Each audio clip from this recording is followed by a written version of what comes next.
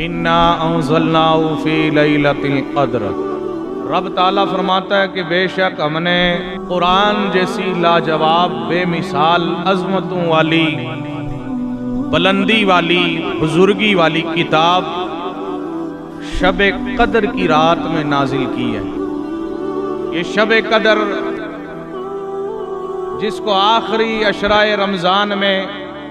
تاک راتوں میں تلاش کیا جاتا ہے،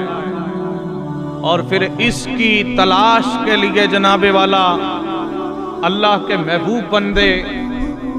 رب کی بارگاہ میں رات و دن جاگ کر کے دھرنا دے کر کے اس رات کی فضیلتیں اور عظمتیں حاصل کرنا چاہتے ہیں۔ ان میں سے ایک، ان تمام وجوہات میں سے ایک وجہ یہ بھی ہے کہ رب تبارک و تعالی کی مشیت اس میں پوشیدہ۔ نبی مکرم صلی اللہ علیہ وسلم کا فرمان کہ آخری عشرے کا جو 10 دن کا اعتکاف ہے،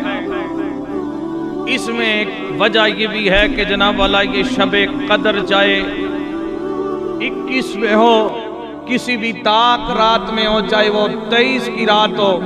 25 کی ہو، 27 کی ہو، 29 کی ہو، کوئی بھی رات ہو، تمام راتوں میں اعتکاف کر لیا جائے۔ اعتکاف کے اندر ایک خاص وجہ یہ ہے کہ جناب والا چاہے کسی بھی تاک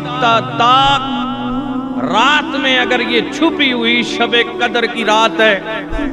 تو اب وہ 21 سے لے کے 29 تک جناب والا جو اعتکاف کرنے والے لوگ ہیں انہیں ضرور مل جاتی ہے۔ لیکن جمہور کا قول 27 پر ہے، اور ہم تو بڑے ذوق و شوق سے اس رات میں عبادتیں کرتے ہیں، اسے بڑے ذوق سے شوق سے مناتے ہیں۔ یہ رات شب قدر کی رات آخری عشرے میں ہے۔ کس میں ہے؟ اور اب یہ آج جناب والا 20واں رمضان ہے، اس کے سورج ڈوبتے ہی 21ویں جو ہے وہ شب شروع ہو جائے گی، اور آج عصر کی نماز سے ہی معتکف حضرات اعتکاف کرنے والے جو ہیں وہ انشاءاللہ تعالی رب کے حضور اپنے دھرنے پر بیٹھ جائیں گے۔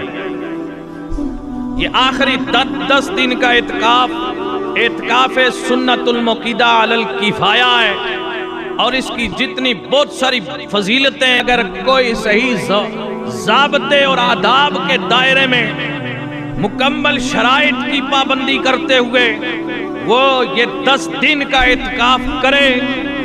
جس میں رب کی رضا اور میرے مصطفیٰ کریم صلی اللہ علیہ وسلم کی رضا شامل ہے، اور اس خوش نصیب نے یہ 10 دن کا عشرہ صحیح اعتکاف کر لیا، جن چیزوں سے بچنا ان سے بچتے ہوئے، اور جو چیز کرنے کی ہے انہیں کرتے ہوئے رضا الہی کے لیے اجر و ثواب کی نیت سے بیٹھ گیا اور 10 دن کا صحیح اعتکاف کر لیا۔ مسجد میں بیٹھے بیٹھے میرے نبی کا فرمان یہ ہے کہ اسے 2 حج اور 2 عمرے کا ثواب مل جاتا ہے۔ سبحان اللہ۔